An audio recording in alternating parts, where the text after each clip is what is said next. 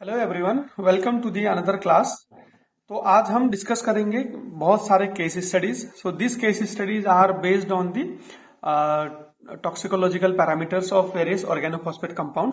तो हम एक एक करके इन केस स्टडीज को सॉल्व करने की कोशिश करेंगे ताकि हम अपने जो थियरी कंटेंट हमने अभी तक पढ़ा था ऑर्गेनोफॉस्फेट्स के बारे में उसको प्रैक्टिकली कोरिलेट कर पाए।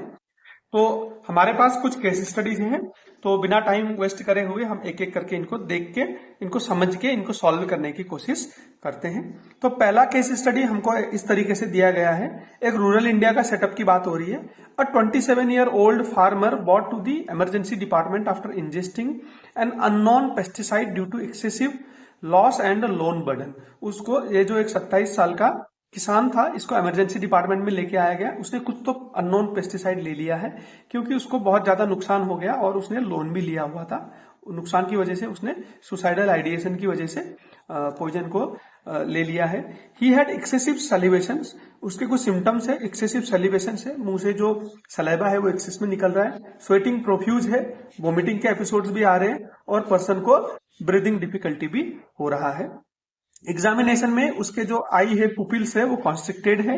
उसका जो हर्ट है वो हर्ट रेट, पल्स रेट कम है, ब्रेडिकार्डिया है। मसल फास्टुलेशंस है, मसल अनयूजुअल कॉन्ट्रेक्शंस देखने को मिल रहे हैं और ब्रोंकोरिया है। ब्रोंकोरिया मतलब होता है ब्रोंकोस्क में सिक्रीशंस भरी हुई है। तो ये जितने भी हमको ये सिम्टम्स देखने को मिल रहे हैं, ये जनरली कोलिनर्जिक सिम्टम्स हमको देखने को मिल रहे हैं। ये जो केसेस में हमको जितने भी सिम्टम्स देखने को मिल रहे हैं, ये कोलिनर्जिक या फिर इसको मस्करनिक सिम्टम्स भी बोल सकते हैं, देखने को मिल रहे हैं। हम एक बार फिर से देखेंगे।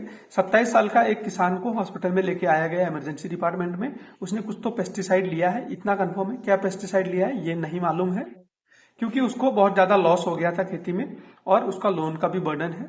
तो उसके जो कुछ सिम्टम्स जो थे वो थे, उसका बहुत ज्यादा सलाइवा आ रहा है, स्वेटिंग हो रहा है, वोमिटिंग हो रहा है और डिफिकल्टी इन ब्रीदिंग हो रहा है।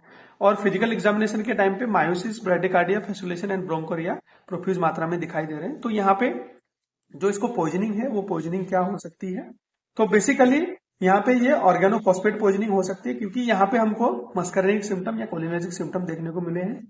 तो यहाँ पे क्या हो सकता है? ऑर्गेनोफॉस्फेट पॉइजनिंग या फिर कार्बामेट पॉइजनिंग हो सकती है। कार्बामेट पॉइजनिंग हो सकती है।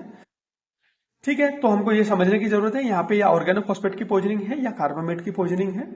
तो इसको हमको कैसे मैनेज करना चाहिए? क्योंकि इसको हॉस्पिटल में लेके आया गया है तो हमको यहाँ पे इसका टाइम नहीं दिया गया है कि इसको कितने टाइम के अंदर पे लेके आया गया है। अगर यहाँ पे ये 1-2 घंटे के अंदर लेके आए तो ये आदमी कॉन्शियस है तो हम इसको इमेसिस करा सकते हैं। नहीं है तो हम लबाद में जा सकते हैं, एक्टिवेटेड चारकोल दे सकते हैं और फिर हम इसको कैथारसिस में भी रख सकते हैं ताकि अगर ये अब्जॉर्ब नहीं हुआ हो तो ये सारा ड्रग हमारे बॉडी से बाहर निकल जाए। बेसिकली हम डिकंटामिनेशन करेंगे। और ब्रीदिंग डिफिकल्टी है, ये सारी चीजें, उसके लिए हम उसको O2 सप्लीमेंटेशन देंगे। उसके जो ABCD मैनेजमेंट थे, airway, breathing, circulation and CNS depression, उसके हम पूरे मैनेजमेंट करेंगे। तो यहाँ पे हमारे पास क्या एंटीडोट है? हाँ, हमारे पास एक फिजियोलॉजिकल एंटीडोट है जिसको हम बोलते हैं एट्रोपिन। तो ये जो एट्रोपिन है, हम इसको एट्रोपिनाइजेशन प्रोसेस में रखेंगे और हम देखेंगे कि सिम्टम्स क्या रिजॉल्व हो रहे हैं। सिम्टम्स अगेन एंड अगेन आ रहे, अगेन एंड अगेन आ रहे ओवर 8 से 10 घंटे के ऊपर, उसको 10-12 घंटे के बाद भी फिर से सिम्टम रिपीट होके आ रहे हैं। तो जनरली फिर हम ऑर्गेनोफॉस्फेट बोल के उसको कंक्लूड करेंगे। तो फिर हम उसका एक दूसरा एंटीडोट है 2-PAM बोल के वो दे देंगे जो एसिटाइलकोलिन एंजाइम को रिएक्टिवेट कर देगा। क्योंकि जो कार्बामेट के सिम्टम्स होते हैं वो जनरली इंटेंस सिम्टम होते हैं और शॉर्ट ड्यूरेशन के लिए होते हैं, over the period of time वो रिपीट नहीं होते। ये इन दोनों के बेसिक क्लिनिकल डिफरेंसेज है।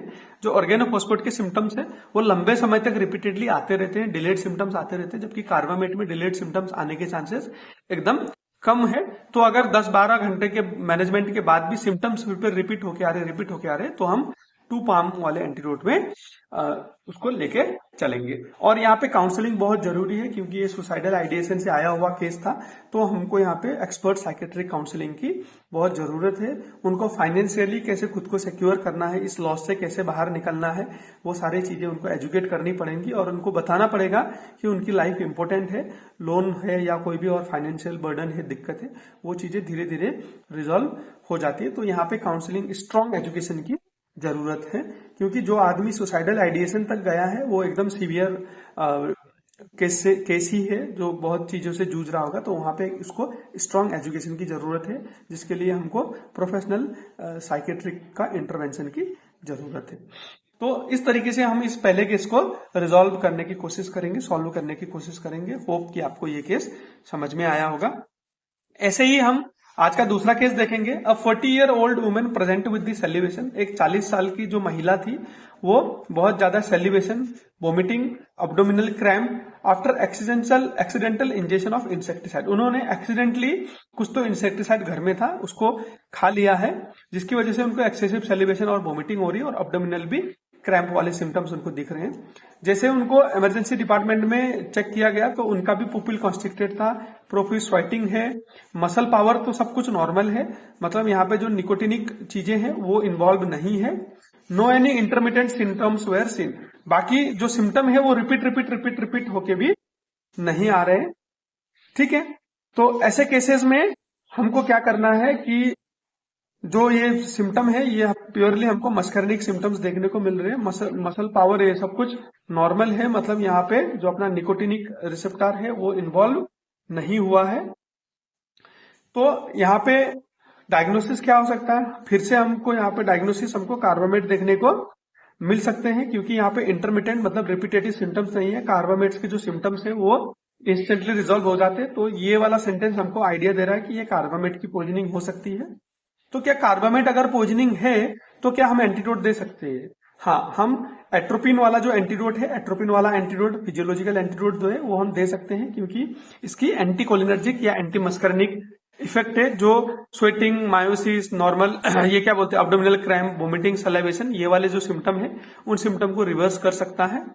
मगर हम यहाँ पे पाम को नहीं देंगे। पाम को हम इसलिए नहीं दे सकते क्योंकि अगर कार्बामेट की पॉइजनिंग है और वहां पे हम पाम दे देंगे तो ये कार्बोमाइलेटेड कंपाउंड बनाएगा। कार्बोमाइलेटेड जो कंपाउंड है वो और ज्यादा नुकसानदायक होता है और ज्यादा पोटेंट होता है और आदमी की सिम्टम वर्स होती है। तो यहाँ पे हम पाम को यूज नहीं करेंगे, जबकि हम एट्रोपिन से उसको मैनेज करने की कोशिश करेंगे। इंटरमिटेंट सिंड्रोम नहीं है तो 8-10 घंटे में या फिर एक दिन में 24 घंटे के अंदर में आदमी चीजों रिवर्स होके आ जाएगा। तो सपोर्टिव मैनेजमेंट की जरूरत है कि नहीं है? ऑब्वियसली सपोर्टिव मैनेजमेंट की जरूरत है। जो हम गट डिकंटामिनेशन से लेके स्टेबिलाईजेशन और इवेल्युएशन की बातें हमने जितनी भी थियरी में पढ़े वो सारी चीजें यहाँ पे लागू होंगी। अगर यहाँ पे कोई भी एडिशनल सिम्टम्स पेशेंट्स को दिख रहे हैं तो उन सिम्टम्स को हम एक एक करके मैनेज करने की कोशिश करेंगे। होप ये चीजें आपको समझ में आ गई है। तो जो पहला हमारा केस है वो प्योरली ऑर्गेनोफॉस्फेट पॉइजनिंग है, ऑर्गेनोफॉस्फोरस कंपाउंड की ही पॉइजनिंग है। और दूसरा केस प्रोबेबली ये कार्बामेट पॉइजनिंग की केस है, क्योंकि यहाँ पे इंटरमिटेंट सिम्टम नहीं है और मसल इन्वॉल्वमेंट नहीं है, मतलब निकोटिनिक इन्वॉल्वमेंट नहीं है। इसीलिए हम बोल रहे हैं कि ये कार्बामेट की केस हो सकती है। ऐसे हम थर्ड केस देखेंगे। थर्ड केस हमने छोटा, short and sweet but interesting case रखा है। अ 35-year-old male person present in the hospital after 24 hours with the neck weakness and respiratory distress, and his dumbbell were resolved very simultaneously। एक 35 साल का आदमी है जो पेस्टिसाइड एक्सपोजर होने के 24 घंटे बाद आया है। उसके कुछ कंप्लेन है, नेक में वीकनेस आ रहा है, रेस्पिरेटरी डिस्ट्रेस है। जो उसके डम्बेल साइंस थे वो डम्बेल साइंस आराम से रिजॉल्व हो गए। तो जैसे हम बोल रहे कि यहाँ पे डम्बेल साइंस थे तो ये आइदर ऑर्गेनोफॉस्फेट था या कार्बामेट था, मगर वो 24 घंटे के बाद आ रहा है, रिपीटेड हो रहा है, तो प्रोबेबली ऑर्गेनोफॉस्फेट है, क्योंकि उसके सिम्टम्स में भी नेक वीकनेस देखने को मिल रहा है, मसल फैसिलेशन है और रेस्पिरेटरी डिस्ट्रेस भी वहां पे हमको देखने को मिल रहा है। ठीक है, और ये जो डम्बेल सिम्टम्स इसके आए थे, मस्करिक सिम्टम्स आए थे, ये भी रिजॉल्व हो गए। तो ये लो डोज एक्सपोजर हो सकता है। This case was a low dose exposure of organophosphate compound. तो इसको हमने इसका डायग्नोसिस क्या रहेगा? ऑर्गेनोफॉस्फेट कंपाउंड, मगर एट दी लो डोज। इसका मैनेजमेंट क्या रहेगा? अभी हम इसको सपोर्टिव मैनेजमेंट ही देंगे और एट्रोपिन हम यूज कर सकते हैं, क्योंकि उसके मसल में भी थोड़ा बहुत वीकनेस देखने को मिला है और रेस्पिरेटरी डिस्ट्रेस भी है। एट्रोपिन देके हम रिवर्स करने की कोशिश करेंगे। हम लो डोज पाम भी चालू कर सकते हैं, मगर हमको इसको ऑब्जर्वेशन में रख के चालू करना पड़ेगा। तो ये इसका एंटीडोट हो गया। So this was very small, short and sweet case. ऐसे ही हम केस नंबर 4 देखेंगे। A 7-year-old children present with vomiting, sweating and miosis. Vomiting भी है, स्वेटिंग भी है और मायोसिस भी है after playing in a sprayed field. तो क्योंकि उन्होंने जहां पे पेस्टिसाइड डाला हुआ था वहां पे खेल रहा था। Farmers reported to spray the carbamate poison. जो इन्होंने कार्बामेट कंपाउंड है वो कार्बामेट कंपाउंड खेती में डाली हुई थी, तो वहां पे ये बच्चा खेल रहा था, उसकी वजह से ये स्वेटिंग और मायोसिस वाले सिम्टम्स लेके हॉस्पिटल में आया है। तो इसका डायग्नोसिस क्या होगा? ऑब्वियसली वहां पे एक्सपोजर हुआ है जहां पे कार्बोमेट स्प्रे किया हुआ है, तो डायग्नोसिस यहाँ पे कार्बोमेट पॉइजनिंग होगा। एट्रोपिन दे सकते हैं क्या? Obviously we could go with the atropine. Emesis करा सकते हैं, यहाँ पे इमेसिस का कोई ज्यादा यूज नहीं है क्योंकि ये जो एक्सपोजर है ये इनहेलेशन या डर्मल एक्सपोजर हुआ हो सकता है, मगर यहाँ पे स्किन डिकॉन्टामिनेशन, ओकुलर डिकॉन्टामिनेशन ये करना बहुत जरूरी है। गैस्ट्रिक लवाज करने का भी कोई फायदा नहीं है क्योंकि यहाँ पे इंजेक्शन हुआ ही नहीं है, ये या तो डर्मल एक्सपोजर हुआ है या फिर इनहेलेशन हुआ है, तो चारकोल देने का भी कोई मतलब नहीं बनता है। तो यहाँ पे हमको ऑयल रिलेटेड डाइट, जो फैट डाइट है, उससे अवॉइड करना पड़ेगा। फिर उसके बाद क्या हम इनको पाम दे सकते हैं? क्योंकि ये कार्बामेट पॉइजनिंग है तो हम यहाँ पे पाम नहीं दे सकते हैं। पाम देंगे तो ये क्या हो जाएगा? कार्बोमाइलेटेड ऑक्साइम्स बनाएंगे, और ये जो कार्बोमाइलेटेड ऑक्साइम्स है ये ज्यादा पोटेंट इनहिबिटर है एसिटाइलकोलिन को, तो ये ज्यादा दिक्कत हो जाएगी। तो ये कुछ चीजें हम ध्यान में रख के इस बच्चे को मैनेज करने की कोशिश करेंगे। Now, having said that, we will go to the another interesting case, that is case number 5.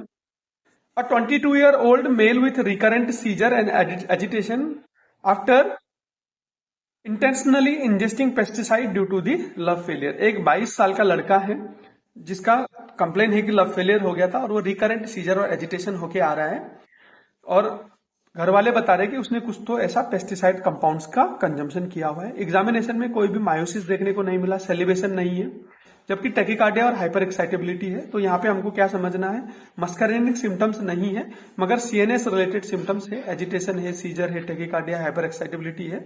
अगर पेस्टिसाइड लिया है तो ऐसे में ऑर्गेनोक्लोरिन्स और पायरेथ्रोइड टॉक्सिसिटी होने की चांसेस बढ़ जाते हैं। तो हम यहाँ पे क्या देखेंगे कि डायग्नोसिस में क्या होगा? यहाँ पे या तो ऑर्गेनोक्लोरिन्स होंगे या फिर पायरेथ्रोइड्स होंगे। दोनों के केस में हमारे पास कोई बहुत अच्छा एकदम सुइटेबल एंटीडोट नहीं है। ठीक है, यहाँ पे हम इसको ड्रग ऑफ चॉइस हम क्या देंगे? क्योंकि यहाँ पे सीजर बहुत कॉमन है, हाइपर एक्साइटेबिलिटी है और एजिटेशन है, इसको हम ट्रैंकुलाइजर और एंटी ट्रैंकुलाइजर जो इसको एजिटेशन को कम करते हैं, प्लस हमको सीजर को कम करने के लिए चाहिए एंटी कन्वर्जेंट ड्रग देने चाहिए। हाइपर एक्साइटेबिलिटी है, ये भी एंटी कन्वर्जेंट से केयर कर लेगा। तो हमारे पास जो सबसे कॉमन ड्रग्स का ग्रुप बचता है वो बचता है benzodiazepines, like diazepam, lorazepam, midazolam. तो ऐसे जो ड्रग हैं उन ड्रग को हम यहाँ पे दे सकते हैं, वो हमारे लिए इस केस में ड्रग ऑफ चॉइस बन जाएंगे। क्या हम यहाँ पे एट्रोपिन दे सकते हैं क्या? ऑब्वियसली हम यहाँ पे एट्रोपिन नहीं दे सकते हैं क्योंकि इसको कोई भी मस्करेनिक या निकोटिनिक रिसेप्टर्स, बेसिकली मस्करेनिक जो सिम्टम्स हैं जैसे डम्बेल्स वाले, वो सारे सिम्टम्स है ही नहीं, कोलिनर्जिक सिम्टम्स है ही नहीं, तो एट्रोपिन देने का कोई मतलब बनता नहीं है। क्या हम यहाँ पे हेमोडायलिसिस कर सकते हैं? हेमोडायलिसिस करने में भी ऑर्गेनोक्लोरिन्स और पायरेथ्रोइड्स में इतना फायदा नहीं है, तो हेमोडायलिसिस भी हम नहीं दे सकते। तो जो हमारे पास क्या इसका स्पेसिफिक एंटीडोट है? हमारे पास इसका कोई भी स्पेसिफिक एंटीडोट नहीं है। क्या हम गट डिकंटामिनेशन कर सकते हैं? अगर आदमी पहले आया है तो हम गट डिकंटामिनेशन कर सकते हैं। तो ऑयल डाइट हम दे सकते हैं क्या? हमको हमेशा याद रखना है जो ऑर्गेनोक्लोरिन्स कंपाउंड है या फिर पायरेथ्रोइड कंपाउंड्स है, ये हाईली लिपोफिलिक इन नेचर है।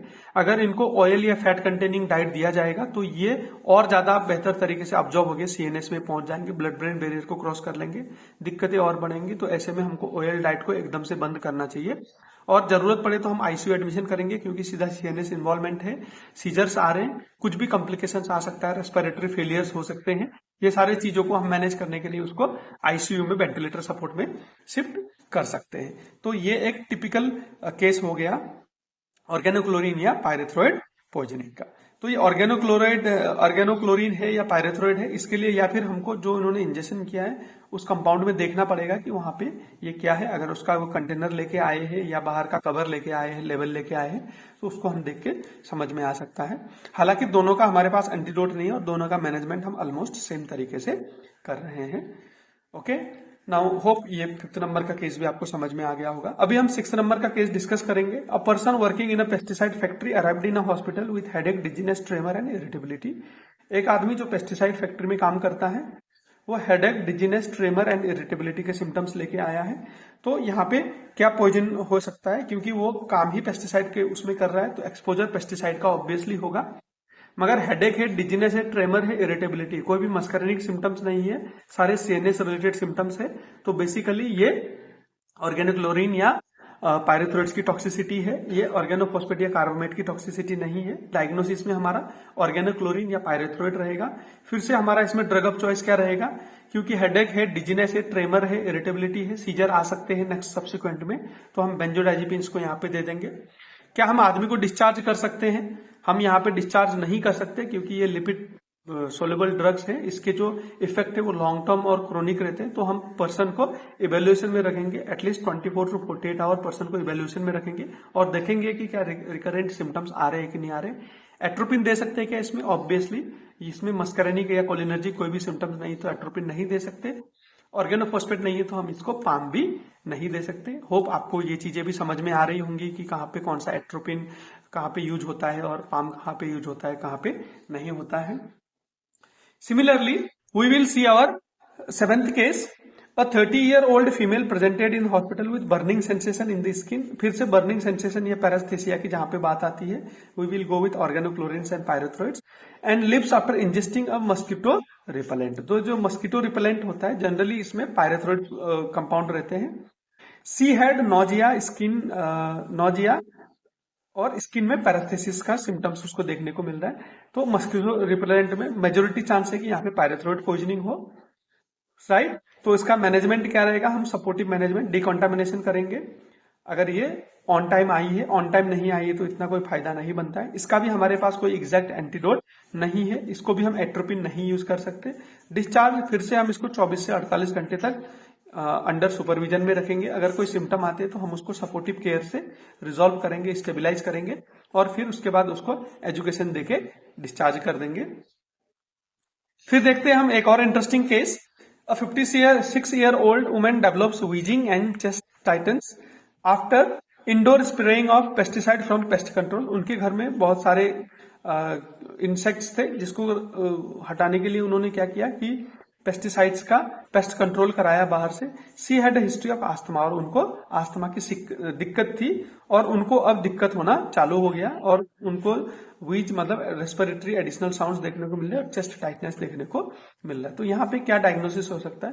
क्योंकि घर में इंसेक्ट्स है, पहले तो जो इंसेक्ट्स में हम ज्यादा यूज करते हैं वो हम ऑर्गेनोक्लोरिन से पायरेथ्रोइड यूज करते हैं। बेसिकली यहाँ पे हम पायरेथ्रोइड्स का बहुत ज्यादा यूज करते हैं, जो कॉकरोच या फिर छोटे मोटे कीड़े वीड़े को मारने के लिए काम आता है। और ये स्प्रे किया हुआ है तो उनको जो एक्सपोजर हुआ है वो इनहेलेशन एक्सपोजर हुआ है, और ये ऑलरेडी आस्थमा की केसेस है, वीजिंग और चेस्ट टाइटनेस हो रहा है, तो इनको इमरजेंसी मैनेज करना जरूरी है। इनको O2 इनहेलेशन कराना है। O2 इनहेलेशन कराने के बाद इनको रेस्पिरेटरी सपोर्ट की बहुत ज्यादा जरूरत है और हमको फिर इनको भी 24 से 48 घंटे के ऑब्जर्वेशन में रखना है। क्या कोई सीएनएस रिलेटेड सिम्टम्स आ रहे हैं कि नहीं आ रहे? अगर सिम्टम्स आ रहे तो हमको अकॉर्डिंगली ट्रीट करके उनको मैनेज करना पड़ेगा और उनको एजुकेट करना पड़ेगा कि नेक्स्ट टाइम से जब वो पेस्ट कंट्रोल करेंगी तो वो जो रूम पे करेंगी वो रूम पे उनको जाना नहीं है एटलीस्ट 2 से 3 दिन तक, ताकि वो जो भी पेस्ट का इफेक्ट रहेगा हवा में वो कम हो जाए। तो ये था अपना आज का अनदर केस नंबर 8। तो हमने कुछ आज 7 या 8 केसेस डिस्कस करी है। तो इन केसेस में से हमको क्या सीखने को मिला? तो हमको ये सीखने को मिला कि अगर ओबी या कार्बोमेट की पॉइजनिंग होती है तो वहां पे मस्करेनिक या निकोटिनिक सिम्टम्स आते हैं। सो मस्करेनिक को रिजॉल्व करने के लिए हम लोग एट्रोपिन को यूज कर रहे हैं। तो निकोटिनिक मस्करेनिक अगर दोनों ऑर्गेनोफॉस्फेट कंपाउंड है तो एट्रोपिन और पाम का कॉम्बिनेशन हम यूज कर सकते हैं। अगर ऑर्गेनोक्लोरिन्स और पायरेथ्रोइड की पॉइजनिंग हो रही है तो सीएनएस सिम्टम्स ज्यादा आ रहे हैं, मस्करेनिक सिम्टम्स नहीं है। इसका जो की सिम्टम्स है वो सीजर है। तो ऐसे कंडीशन में हमको एट्रोपिन नहीं देना है, हमको रादर बेंजोडाइजेपिन्स की तरफ जाना है जो ब्रेन को स्टेबलाइज करेगा, गाबा को पोटेंशिएट करेगा और जो एक्साइटेबिलिटी है उसको कम करेगा।